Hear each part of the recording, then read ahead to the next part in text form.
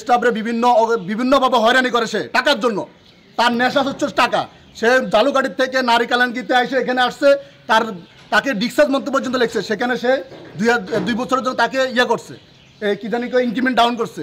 আর আসার পর থেকে আসামিদের কাছ থেকে সেই একের পর এক নির্যাতন করে টাকা নিচ্ছে সে। এটা নিয়ে ভিতরে প্রতিবাদ হয়েছে, আন্দোলন হয়েছে, আর তারা আটকানোর চেষ্টা করছে। আমরা তাকে উদ্ধার করছি। উদ্ধার করার পরে তারা সেভ করার পরে লাস্ট পর্যন্ত এখন সে তার নিজের দাবা সাবা দেওয়ার জন্য, নিজের কীর্তিকর্মের ইয়েগুলো দাবা দেওয়ার জন্য আমাকে আরও 2 জন লোককে সে বরিশাল বিভিন্ন ডিস্ট্রিক্টে জেলাতে বদলি করছে। সে নিজে আইজি অফিসে ডিএজি অফিসে ফোন করে সে আমাদেরকে বদলি করাইছে। এই কারণে কি কারণে আমরা যদি কোনো অনিয়ম দুর্নীতি করে থাকি, আমাদের বিরুদ্ধে ব্যবস্থা নিবে কর্তৃপক্ষ। এখানে ওমান সকল ব্যবস্থা নিতে হবে। না হয় আমাদের বদলি কেন করা হয়েছে, এই বদলি আমাদেরকে করে তারপর আমাদেরকে আমাদের বিভাগে যেখানে বদলি দেয়, আমাদের কোনো নাই। উনি কেন ওনাকে সংযুক্ত করা হয়েছে ডিআইজি অফিস 12 তারিখে, ওনাকে আসতে করমুক্ত হওয়ার কথা, ওখানে এখনও পর্যন্ত হিসাব দিতে পারে নাই। উনি বিভিন্ন অনিয়ম করে আসামির কাছ থেকে 5,000 3,000 টাকা সিটের টাকা ছাড়া তার কিছু আসে না।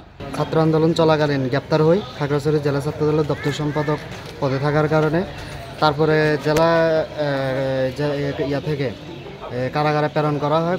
কোর্ট থেকে প্রেরণ করার পরে যখন এই কারাগারে আসি, তখন এই জেল সুপার শেখ সাহেব বিভিন্নভাবে আমাকে মানসিকভাবে টর্চার করে টাকা পয়সার জন্য। আমাকে ওইখানে ভিতরে ব্যাট যে থাকার ব্যাট, ওটা সরকারি ব্যবস্থাপনা, কিন্তু উনি বলে যে তুমি যদি 1.5 ফুট জায়গা নিতে চাও, ওনার ভিতরে একজন লোক আছে, 1-2 জন লোক আছে, তাদের মাধ্যমে তিনি টাকার জন্য 6,000 টাকা, 10,000 টাকা, 12,000 টাকা এভাবে করে উনি টাকা দেওয়ার জন্য বলে, থাকার জন্য।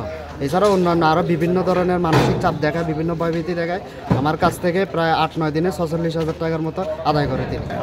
তারা যে 2-1 জন একটু তারা একটা বিষয় নিয়ে আছে, আমরা শুনতেছি, শুনে আমরা যথাযথ কর্তৃপক্ষের মাধ্যমে সমাধান করবো।